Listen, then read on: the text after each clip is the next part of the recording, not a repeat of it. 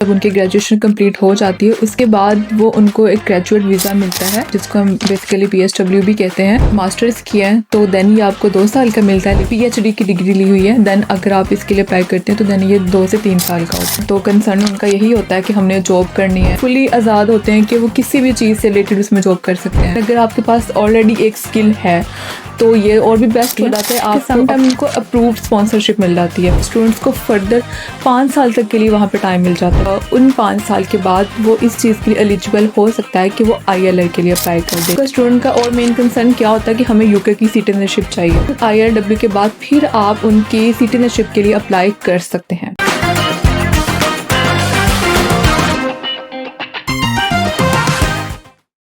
अस्सलाम वालेकुम everyone, welcome to students club studio. आज हम बात करते हैं ग्रेजुएशन वीज़ा के बारे में, जिसे हम कह सकते हैं स्टूडेंट वीज़ा भी। And what about the life after your graduation, इस सब की डिटेल हम बात करते हैं मिस इकरा अली से। Hello miss Iqra. Hi miss mother. Miss Iqra, first of all what is graduation visa?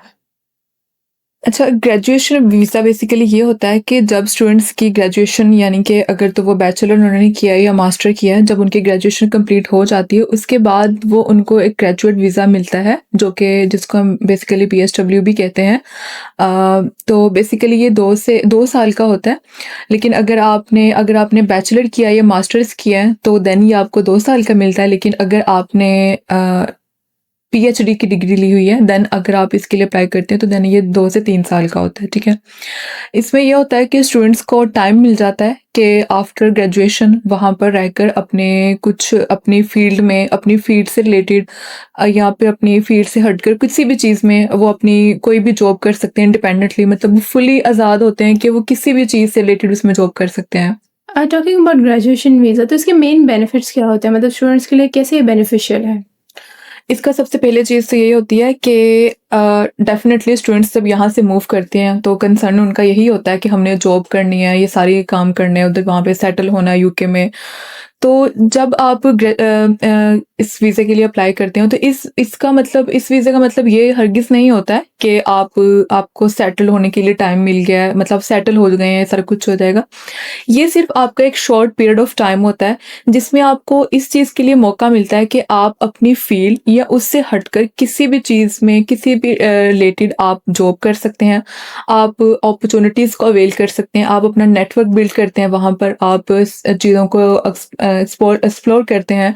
तो अपना ये बेसिकली जो 2 साल का टाइम पीरियड होता है ना, ये आपके एक्सपायर का होता है स्टूडेंट्स का। आप हर तरह की फील्ड को एक्सप्लोर करते हैं, उसके बाद फिर जो आपसे रिलेटेड होती है आप उसमें जॉब करते हैं, कुछ भी करते हैं। लेकिन अगर आपके पास ऑलरेडी एक स्किल है तो ये और भी बेस्ट हो जाता है, आपको अपनी स्किल को पॉलिश करने का और ज़्यादा टाइम मिल जाता है तो उस टाइम पीरियड में। लेकिन अगेन वही बात है कि ये 2 साल जो आपको मिलते हैं इसका मतलब ये हरगिज़ नहीं होता कि आप सेटल्ड हो गए हैं। ये सिर्फ आपका एक टाइम पीरियड होता है, एक ये कह लें कि आपकी सेटलमेंट तक पहुंचने का एक पाथवे है, वो जो 2 साल का टाइम पीरियड होता है। तो उस दौरान आप स्टूडेंट्स जॉब करते हैं, अपने नेटवर्क बिल्ड करते हैं। डेफिनेटली जब उनका एक नेटवर्क बिल्ड हो जाता है तो उनके लिए अपॉर्चुनिटीज़ भी बढ़ जाती हैं।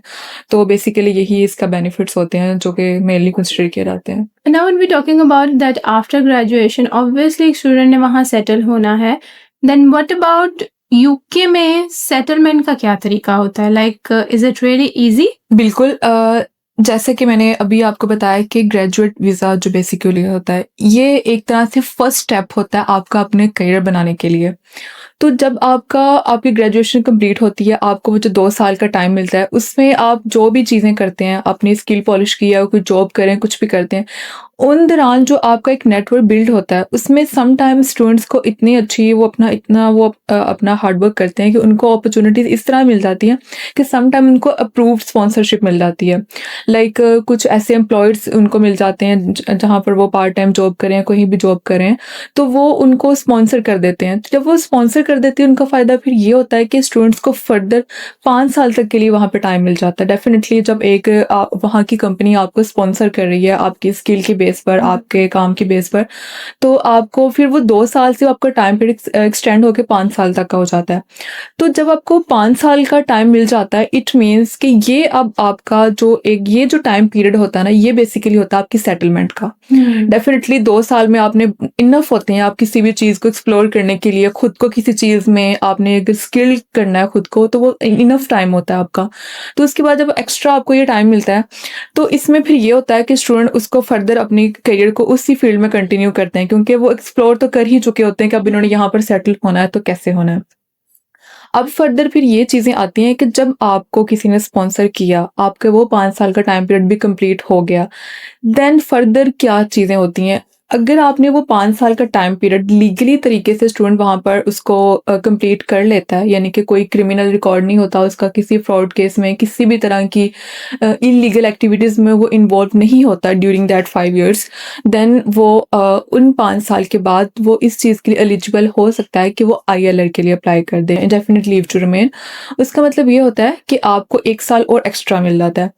उसमें फिर ये चीज़ें होती हैं, जब आपके 5 साल आपने एक चीज़ को, आपने अपने करियर चूज़ किया हुआ है, आपने उसको अच्छे से टाइम दिया है, देन आपका क्रिमिनल रिकॉर्ड भी कोई नहीं है, एक लीगल तरीके से आप उस चीज़ को कंटिन्यू कर रहे हैं, देन फिर आपने ILR के लिए अप्लाई किया। तो उसमें जब आप अपना ILR भी आपको मिल जाता है, IR stands for indefinite leave to remain, जो कि इस चीज़ का होता है कि आप अब यूके में रह सकते हैं। अब ये वो टाइम पीरियड होता है जहाँ से बेसिकली आपकी सेटलमेंट तो आपकी हो चुकी हुई है, लेकिन अब आपका स्टूडेंट का और मेन कंसर्न क्या होता है कि हमें यूके की सिटीजनशिप चाहिए। तो ये वो टाइम पीरियड होता है जब आपने वो पिछला अपना सारा रिकॉर्ड, अपनी ग्रेजुएशन के बाद ग्रेजुएट वीज़ा, देन आपका वो ये जो 5 साल का आपका वर्क वीज़ा होता है, जो आपको स्पॉन्सरशिप के पे मिलता है, इसको इस टाइम पीरियड को अच्छे से गुजार लिया, देन ILW के बाद फिर आप उनकी सिटीजनशिप के लिए अप्लाई कर सकते हैं। IRW. ILR, Okay. ILR जब इसके एग्जैक्ट 1 ईयर के बाद आप उनकी सिटीजनशिप के लिए अप्लाई करते हैं, तो वो अगर आपका कोई क्रिमिनल रिकॉर्ड नहीं रहा, आपके पास आप एक स्किल्ड पर्सन है, आपने उन चीज़ों को अच्छे से वो जो आपका टाइम पीरियड होता है ना, आपकी ग्रेजुएशन से लेकर उस टाइम तक का, ILR तक का, अगर वो आपको अच्छे से गुजरा हो उनका, तो देन वो आपको सिटीजनशिप जो होती है वो आपको ईजिली मिल जाती है। तो देन फिर आपका यूके में ऑब्वियसली आपको ILR भी आपका अप्रूव हो गया, आपको सिटीजनशिप भी मिल गई है, तो इट मीन्स कि आपकी सेटलमेंट हो चुकी है। जब आपको उनकी सिटीजनशिप भी मिल जाती, इट मीन्स कि आप उनके पासपोर्ट होल्डर बन गए। जब आपको पासपोर्ट होल्डर बन गए, it means your financial, actually जो आपकी जो फाइनेंशियल जर्नी होती है ना, it actually starts from here. तो बेसिकली ये सारा प्रोसेस होता है वहाँ पे यूके में सेटल होने का। तो आप ये कभी ये नहीं कह सकते स्टूडेंट्स के हम जस्ट स्टडी वीज़ा पर हमारी एंट्री हो रही है तो जाते ही हम सेटल हो जाएंगे, तो ऐसा नहीं होता। डेफिनेटली हर चीज़ को पहुँचने, अगर आपने किसी भी गोल को अचीव करना है, तो हर चीज़ का एक प्रोसेस होता है। आपको डेफिनेटली उस प्रोसेस से गो थ्रू करना होता है, आपको उस चीज़ से गुजरना पड़ता है, उस चीज़ को प्रॉपर आपको पाथवेज होते हैं उनको फॉलो करना पड़ता है।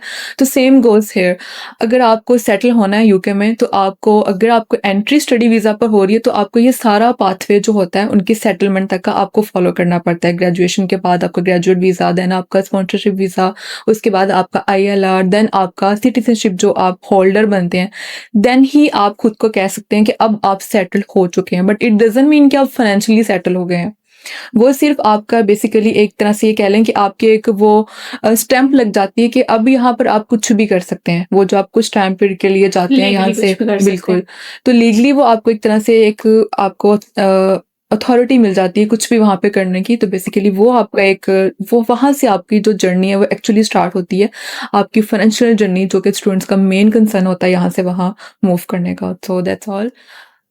Well, thank you very much, Ms. Ikra, for joining us today. Thank you very much for viewing us. This was all from our side. See you next time. Allah Hafiz.